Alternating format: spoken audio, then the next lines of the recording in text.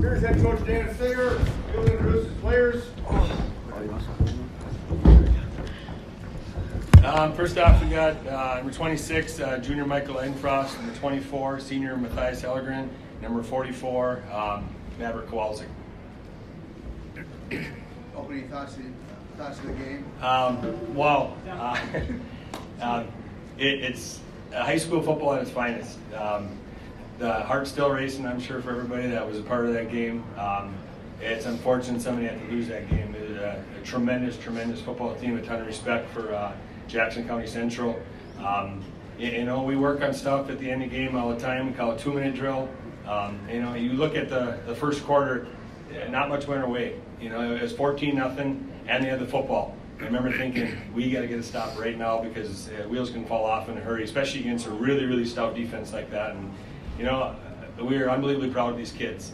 We were a little down at half. We kind of got on the kids a little bit because, we didn't play a great first half, but we also told them that we didn't play a great game, and it was only a one-score game at half. And it gets very discouraging because of the way we play, but the reality is one score. You're one play, you're one call, you're one break away from getting right back in it. And again, we could not be more proud of them. To take the first lead of the game with a minute and whatever was left on the clock, and then you get the big stop at the end, is incredible. And again, unbelievably proud of these kids, proud of the coaching staff. So thankful the community peers. We had a tremendous support down here today. We have all year, led by a great group of seniors, and everybody else jumps on board. 24, talk about that last play with 20-some seconds left to go in the game. 26 seconds left in the game. They got the ball. It just came down to we just had to play with heart. Our coach has been preaching that to us all season, and when it comes down to it, that's what we did. Everybody was hyped. Everyone knew we worked the whole season to get to this spot, and we just needed to make the play. What was it like playing down here in the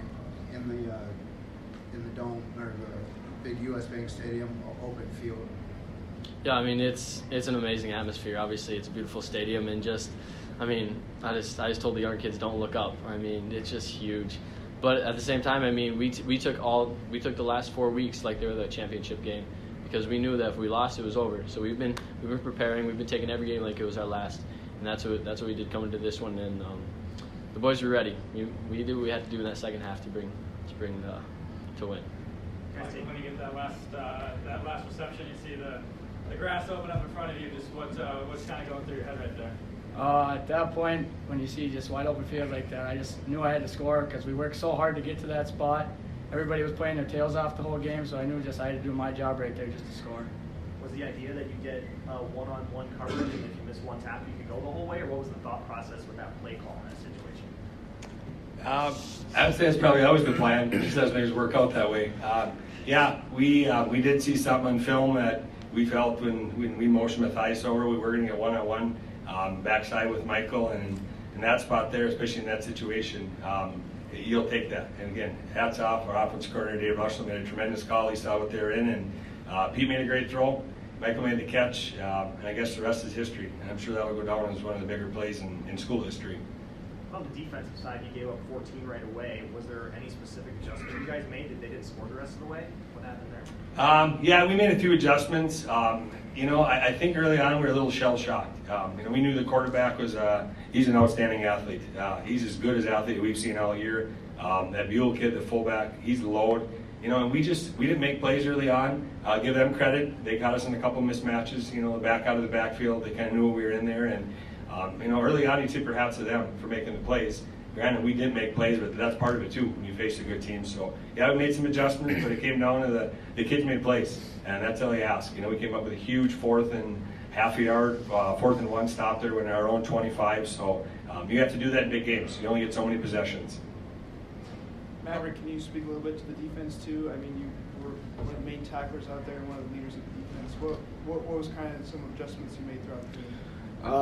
First off, I didn't start off reading my keys right away, but after listening to the coach throughout the game, I started realizing that I needed to read my keys, and we just needed to play our best game. And we adjusted throughout the game, and if you see that guy, if you see your key pull, you go with that guy and you make that play.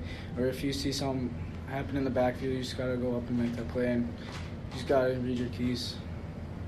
Was nice other than that drive in the third, they were kind with Czech. What did you see them doing to you, and then how do you just try and stay with it and just wait for your opportunity? Offensively, when we were on offense? Yeah, on offense. Yeah, I mean, everyone was working.